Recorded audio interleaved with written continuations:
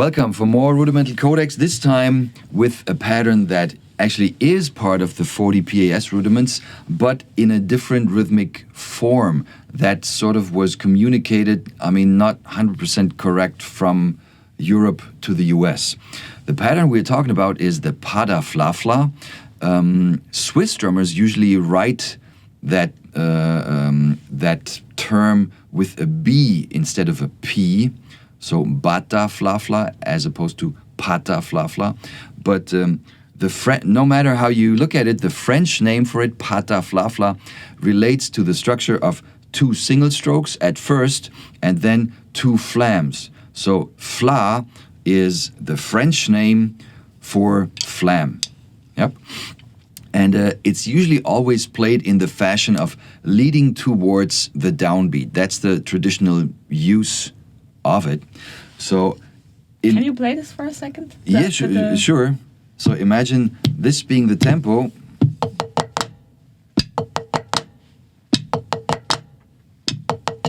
Oh, yeah. And if you understand that structure, you also understand why it's called Pataflafla. Pataflafla. So in the US list, it's written as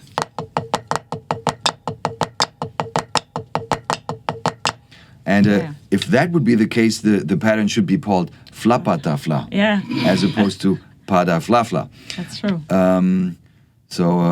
It may be a minor difference, but I think it makes a lot of sense to not noodle around with the original meaning of the pattern and have it really in the traditional form. Of course, you can change it to whatever you want it to change it, but traditionally, it's really that. We'll play it together. Yeah. 3, 4.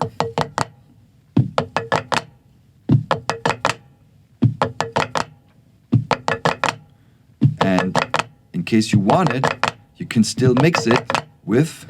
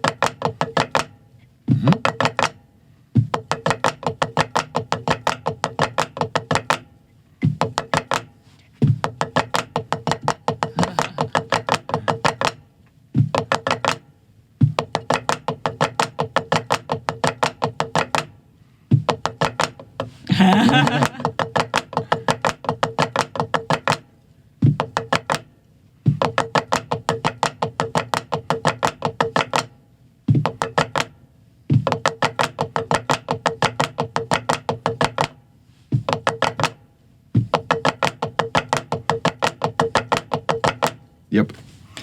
So, not really changing something essentially with regards to the US pattern, but the structure is really different, and the way you place it inside the measure is, of course, different.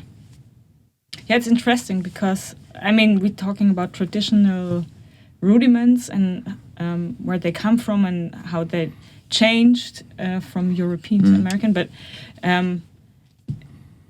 If you transfer that to the drums, you can also do different versions of it, basically, right? So you can displace it again. And it's really interesting to work this out with these rudiments. If you see it in the European original way, then in the American way, and then you can also still work it out through displacements in different versions. Absolutely. Yeah, So. Nice. So there are quite some interesting things behind the curtain still. So if you look at the sticking, it's actually a paradiddle diddle. See that? Yeah. It's Chapin would say it's a collapsed paradiddle diddle because it's coming in the form of here right left left right right left. So it's actually say an inverted version of the paradiddle diddle, but it has the structure of that with a slightly different shape with regards to dynamics, but there's a paradiddle-diddle shape to it. And you still have, I mean, you were speaking of drum set adaptation. If you apply what Morello used to call flat flams, playing both hands at the same time, as opposed to, and you then put this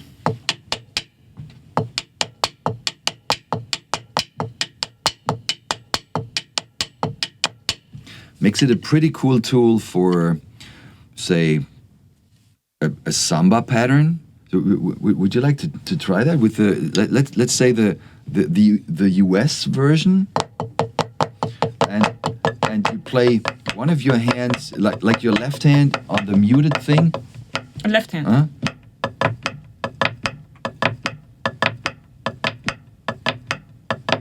And then turn it into flat flam, or Yeah.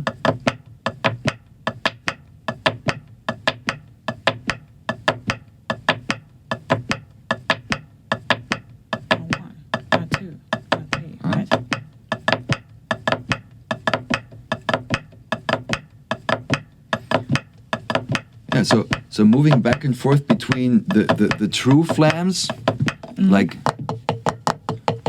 and flat flams.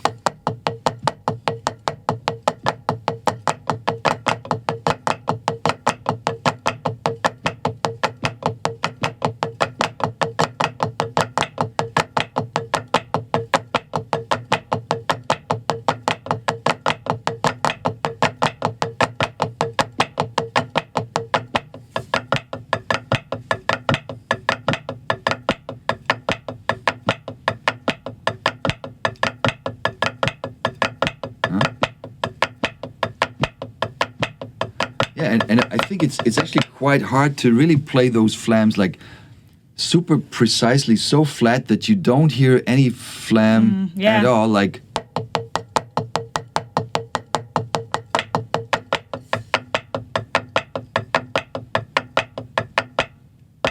yeah, there's still a flam. Let me play it in one sound system.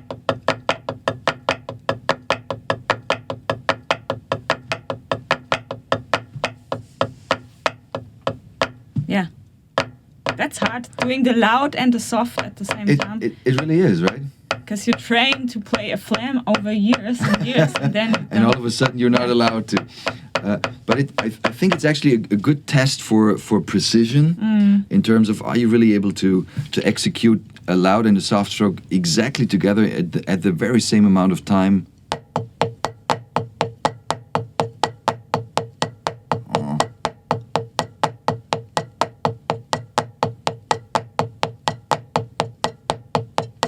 Can you do this here for a second? Yeah.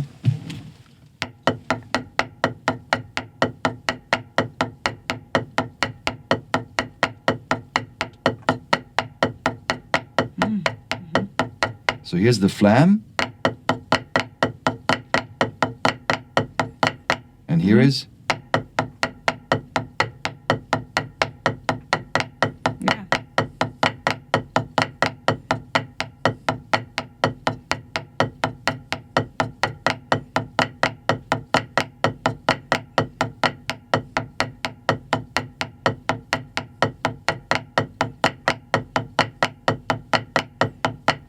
Yeah.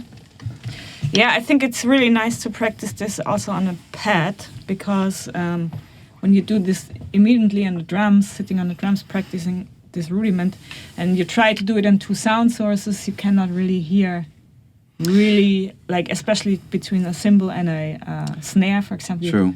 You don't hear really the flat. Yeah, because there's the wash of the cymbals, which is in the way, and one instrument might deliver more kind of an attack, and the other delivers more of a tone and like a longer sound, basically, just which makes it harder to identify if you really played this or really this. Yeah. Ah, man, that's a hard one. Left hand. Oh gosh.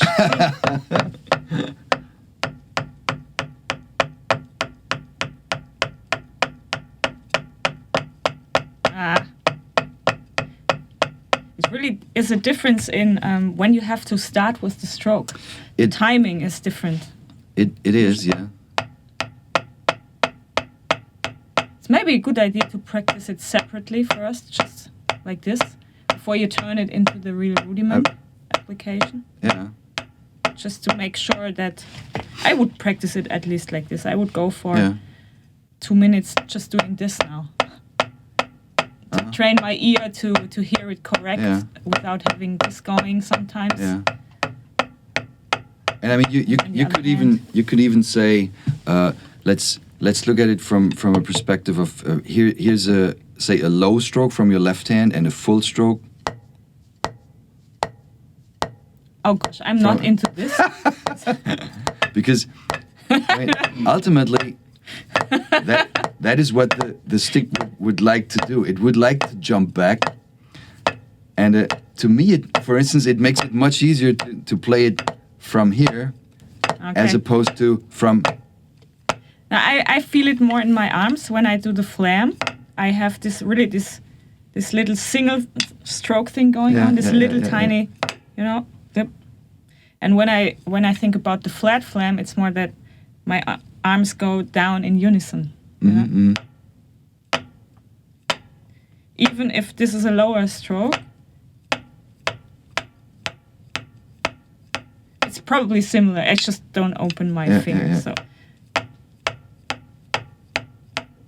now when I'm going over to the flam stuff,